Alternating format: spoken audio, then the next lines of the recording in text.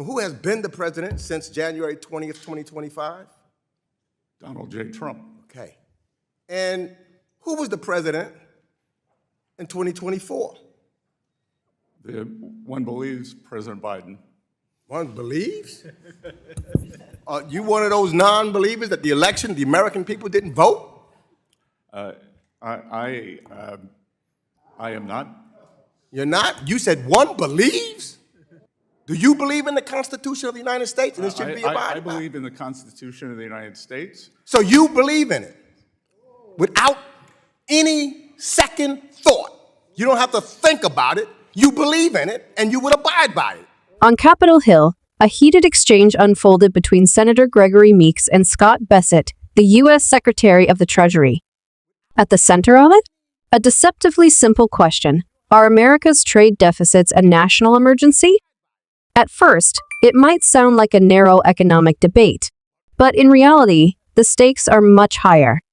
This wasn't just about numbers on a balance sheet. It was about power, credibility, and how political leaders define reality itself.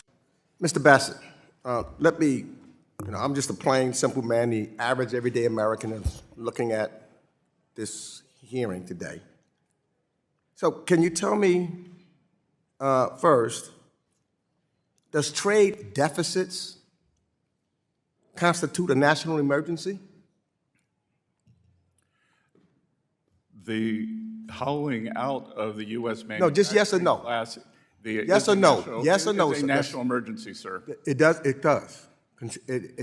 You're telling me trade deficits equals a national or creates? Persistent and prolonged. Okay. Yes, sir. And do you know also, sir, that for the last 4 decades, we've had trade deficits in the United States of America, and nobody said it was an emergency? Democratic and Republican presidents? You know what that says to me? That it's not an emergency because it hasn't been for 4 decades. It says to me that we should bring tariffs back to the United States Congress so that we can make that determination as the Constitution has said and not try to go around Congress. That's just unbelievable to me. Let me ask this question. Maybe missed it. Who was the president and who has been the president since January 20th, 2025? Donald J. Trump. Okay. And who was the president in 2024? One believes President Biden. One believes? Are you one of those non-believers that the election, the American people didn't vote? I am not. You're not? You said one believes? Do you believe in the Constitution of the United States and it should be abided by? I believe in the Constitution of the United States. So you believe in it without any second thought.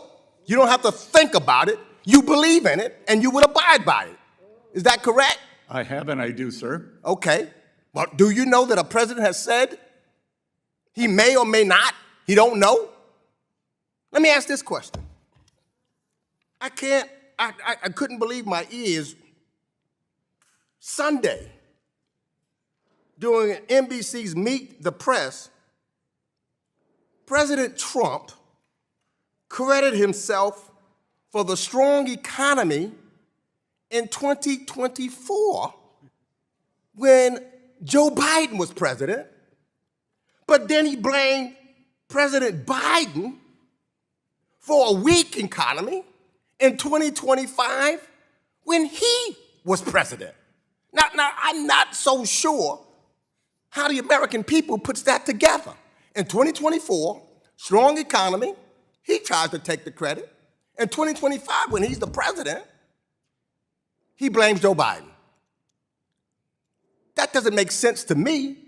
I don't think it makes sense to most Americans. And I hope, Mr. Secretary, you're a businessman, it doesn't make sense to you either. It can't possibly make sense to you. Let me ask this question.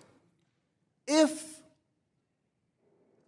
a government, say, look, Argentina, I remember when I came here, and Argentina kept failing to pay its debt. Not once or twice or three times. And we were all upset about it, and we said that they needed somebody needed to take over their government. You know, somebody should help the president of Argentina.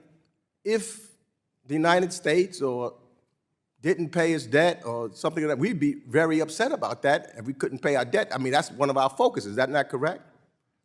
Sir, the United States will always meet its debt obligations. Always. Well, let me ask you this.